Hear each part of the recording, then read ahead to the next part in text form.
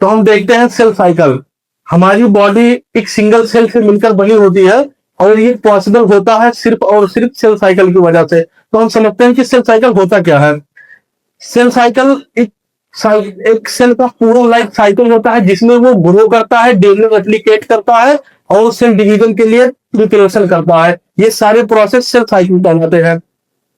उसके बाद ये एक जो है कंटिन्यूअस प्रोसेस होता है। क्या होता है? एक कंटिन्यूअस प्रोसेस है और ये सभी लिविंग सेल में होता है। यानी दुनिया में चाहे वो जानवर हो, इंसान हो, पेड़ पौधे हो, सब किससे मिलकर के बने होते हैं? कोशिका से मिलकर के बने होते हैं। और सभी कोशिकाएं क्या करती हैं? सेल साइकिल जरूर करती है, सेल साइकिल प्रोसेस जरूर कंप्लीट करती है। हम सेल साइकिल को समझते हैं एक सर्किल के थ्रू, इस डायग्राम के थ्रू। सेल साइकिल को दो पार्ट में डिवाइड करते हैं। सेल साइकिल को दो पार्ट में डिवाइड करते हैं। एक होता है इंटरफेज, यहां से लेकर के यहां तक होता है इंटरफेज, और दूसरा होता है यम फेज यानी माइटोटिक फेज, यहां से लेकर के यहां तक होता है माइटोटिक फेज। हम दो पार्ट में डिवाइड करते हैं। अब हम समझते हैं इंटरफेज क्या होता है। इंटरफेज जो होता है ये सेल साइकिल के इंपॉर्टेंट फेज होता है।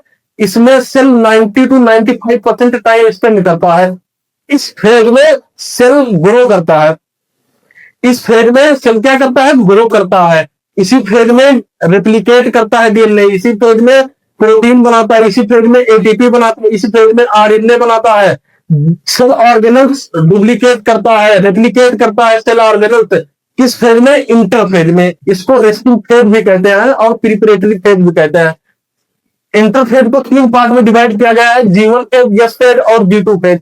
G1 फेज जो होता है इसे चेक पॉइंट कहते हैं। अगर कोशिका में कोई एरर है तो ये रिजेक्ट कर देता है, सेल साइकिल में नहीं आने देता है। और अगर कोई एरर नहीं है तो आगे बढ़ा देता है। ये भी ऑर्गेनल्स का रेप्लिकेशन भी करता है और ओटीटी भी बनाता है। और दूसरा दूसरा पार्ट होता है यस फेज यानी सिंथेटिक फेज। ये डीएनए का रेप्लिकेशन करता है यानी डीएनए की कॉपी बनाता है, जेनेटिक मटेरियल की कॉपी बनाता है। जैसे बहुत इंपॉर्टेंट डॉक्यूमेंट हमारे पास होता है, फोटोकॉपी करवा के रख लेते हैं, वैसे ही ये इंपॉर्टेंट यानी जेनेटिक मटेरियल का क्या करता है?